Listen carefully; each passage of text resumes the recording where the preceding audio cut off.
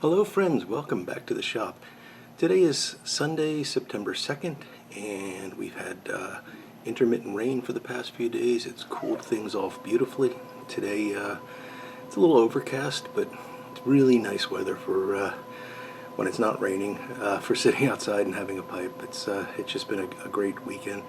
And with it being Labor Day, I actually took off on Friday and I have off on Monday, so it's a 4-day weekend.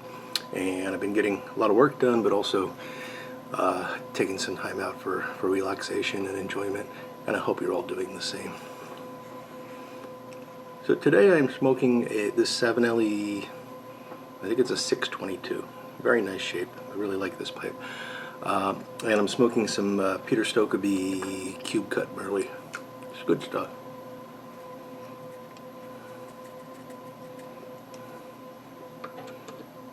Really,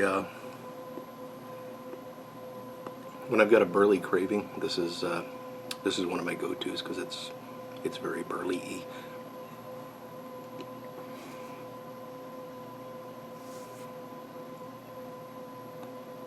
So a couple things before I get into the main topic. I wanted to mention and give a bit of a shout out to Sue Dunhill, who's once again selling pipes for Danny Shore. And if you haven't been following Sue, you might not know that, well, you probably know that Danny's been battling brain cancer.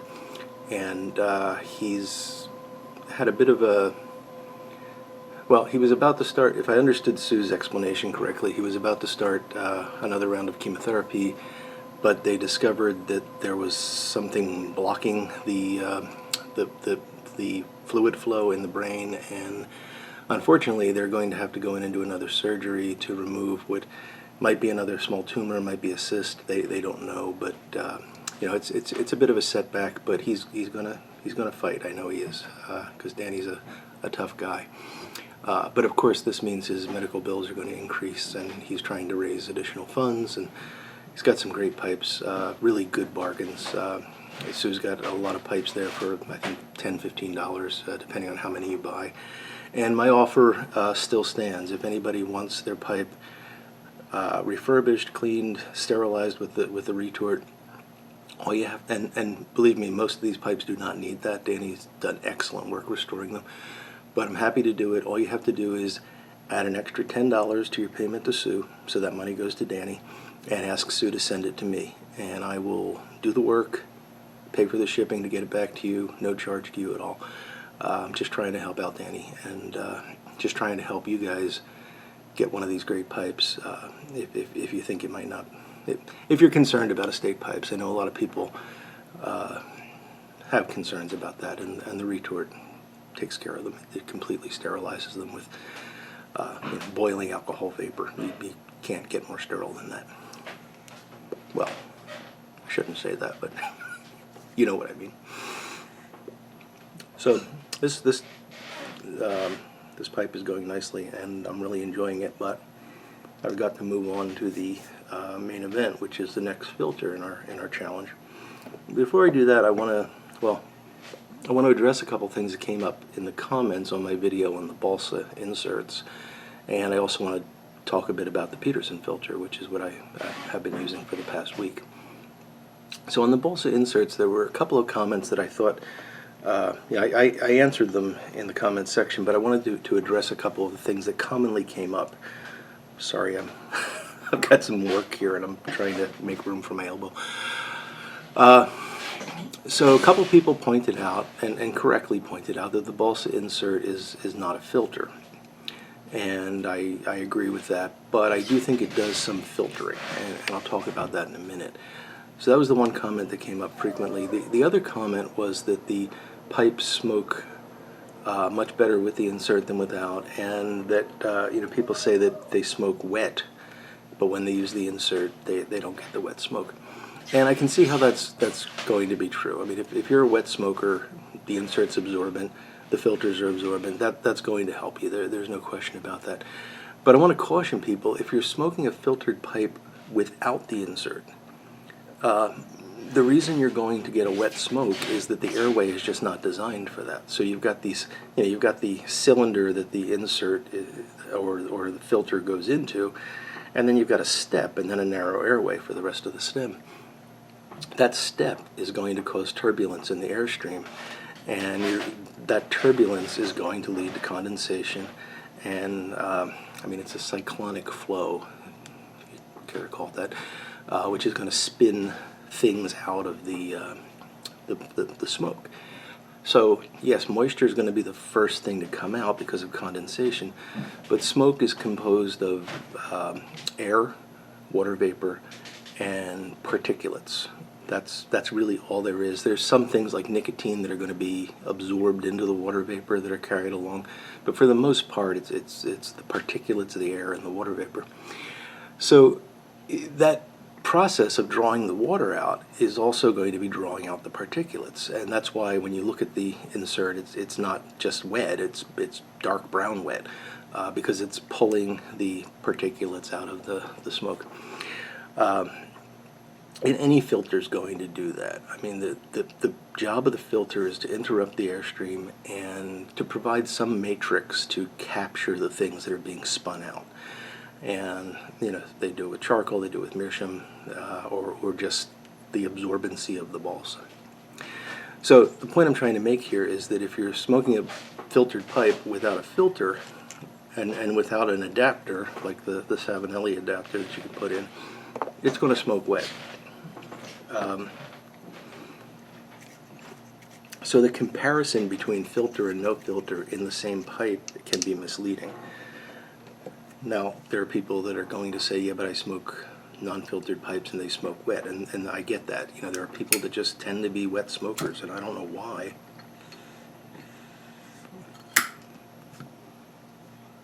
It might be the choice of tobacco. Some people say that it could be saliva going down I don't think that's true, but at any rate, if you're a wet smoker, I can see how a filter or the Balsa insert's definitely going to be your friend.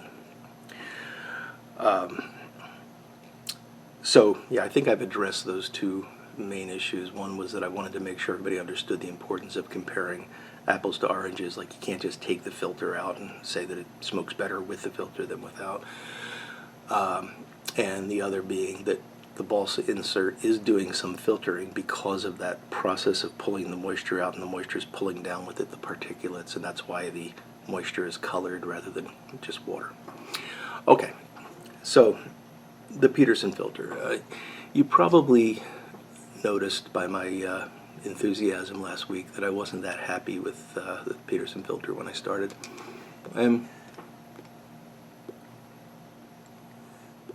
After a few bowls, I can't say that my enthusiasm increased very much, but it wasn't horrible. It was definitely a thinner smoke, so there was just less of everything there. It was almost as if I don't know, it's hard to explain. It was as if somebody was mixing air into the smoke stream, and I was just getting less of what I would be drawing through the pipe. And it was harder to draw, so I wanted to puff more to get more flavor, and I couldn't because of that restriction in the draft. Now, people say things like, well, it cuts back on harshness and takes the edge off of the tobaccos and all that, and I can see how that could be true. If there was a tobacco that you really didn't like, you said, oh, this is just too harsh, and you didn't mind having half of everything, then it may be a great choice. I'm not really like that. I mean, if I like the tobacco flavor, I want all of it, and if there's harshness there, that's an unfortunate addition to the smoke. I don't want to cut everything in half just to get rid of the harshness or to diminish the harshness. That's just not what I enjoy. But as in all things pipe smoking, if it works for you, that's fantastic.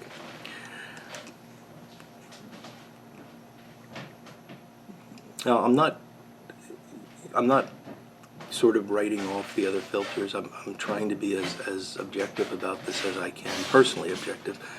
All I can give you is my subjective experience, but I am trying to take each filter as a new adventure and sort of understand how it might be different from the previous one.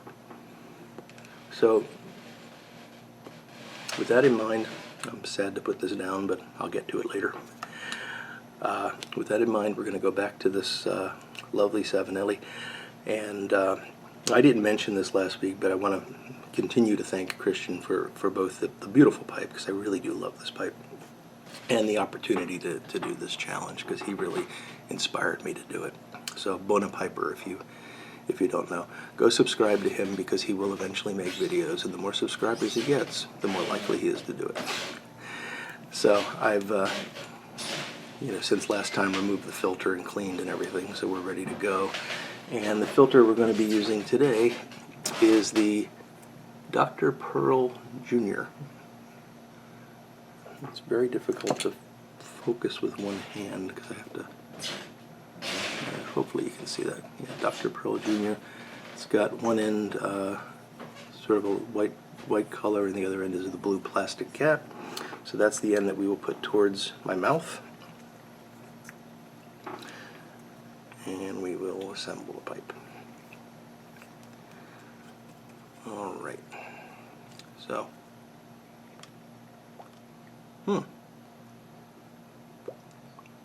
there's no tobacco yet, but that's not bad. I didn't try it first without the filter in it, so I'm gonna go ahead and do that. Yeah, there's really not much of a difference there. Just want to make sure I don't have something stuck in the... No. Okay, these actually, at least without tobacco in, are not causing a great restriction in the airflow, so that's nice. I mean, there's a little bit, but it's not anything like I experienced with the Peterson. Okay, let's give it a go. Where did I put my tobacco? It's right in front of me. So it's the Stokeby Luxury Navy Flake. And we'll get this loaded up. Yeah, I've got 2 pipes I've been working on for a while now in front of me, plus all the tools and cleaning materials and everything. So it's a bit of chaos here, as it often is. These pipes have been challenges. Well, at least one of them has been a challenge. The stem was so heavily oxidized that I'm on my 3rd time now of sanding it. I think I get the oxidation off, I buff it up, and the next day the oxidation's back. And I've tried everything. I've done all the sort of standard stuff. I haven't done the OxyClean or peroxide soak yet, because I'm hoping to avoid that. That works well, but you wind up removing so much vulcanite that I like to keep that as a last resort. So we'll do the 3rd attempt here, and if that doesn't work out, then we'll move on to the peroxide treatment. All right. So with the pipe packed, and I again was careful not to really pack the bottom too much. It's a bit more restricted than it was with the adapter, but this is not bad. So Dr. Pearl Jr. so far is winning the race.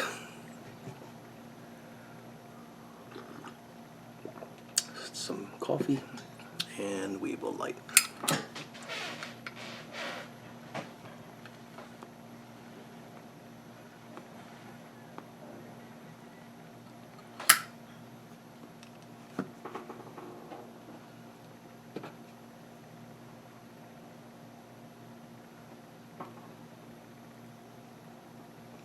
This is a world of difference. This really, I'm not talking about the flavor yet, I'm just talking about the draw and the amount of smoke I'm getting.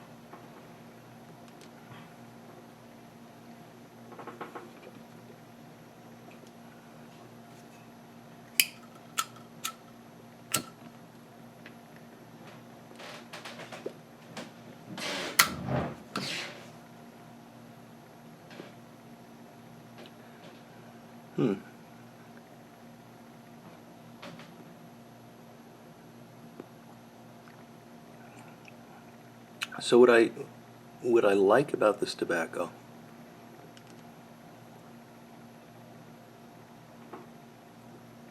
normally smoke it, or well, I don't normally smoke it, but when I smoke it without a filter, is the depth of sweetness that the Virginias have, and the Perique is very plummy, raisiny.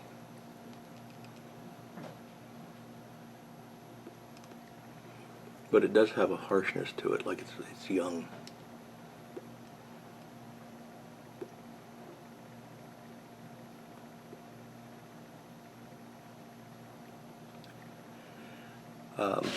Oddly enough, the sweetness is there, the harshness is there.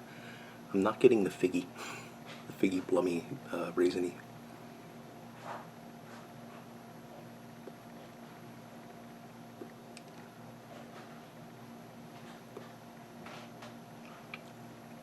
Actually seems to be, I hate to say this, but it almost seems like it's more harsh than what I remember.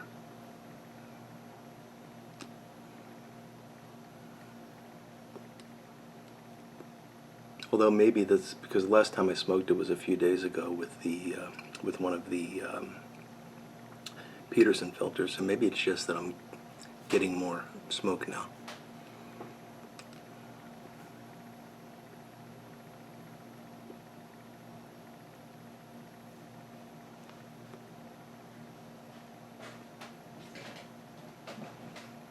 But this is not bad at all. I'm impressed with the filter. Not because of what it's doing to the smoke, but because it's allowing me to smoke this pipe like it would be smoked without a filter.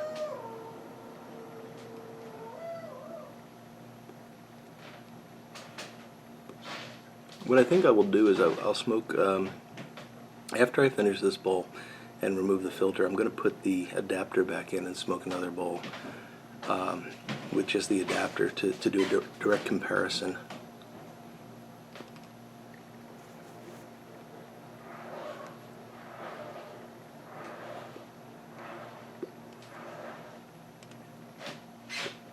There's nothing really bad about it, it's just that it's not what I remember the tobacco tasting like without the filter. And maybe that's a good thing, I don't know yet.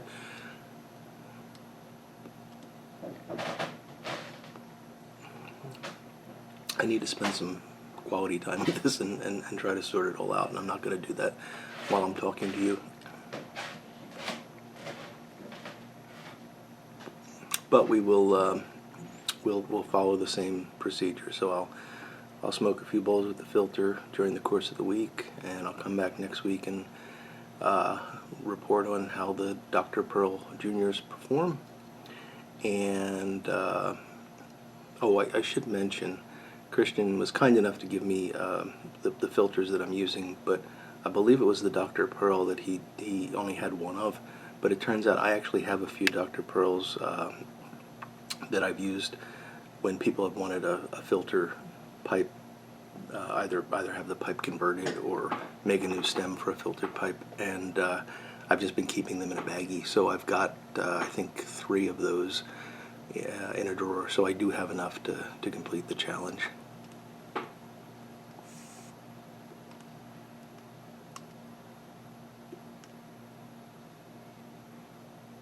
I tell you that because Christian was concerned I was going to say that if I only had one more Dr. Pearl, it might have worked, but no, I'm not going to do that. I do have enough.